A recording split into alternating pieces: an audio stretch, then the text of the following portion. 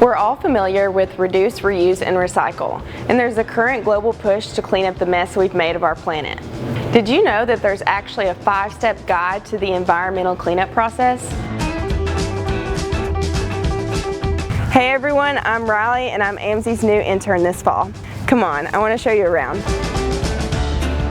These 5 steps are listed here: inspection, removal, demolition, disposal, and test and treat. Recently we discussed the Manhattan Project, but I've learned that the crazy amount of chemicals they used to produce materials were not disposed of properly. This led to radioactive and chemical contamination, which causes long-term environmental concerns.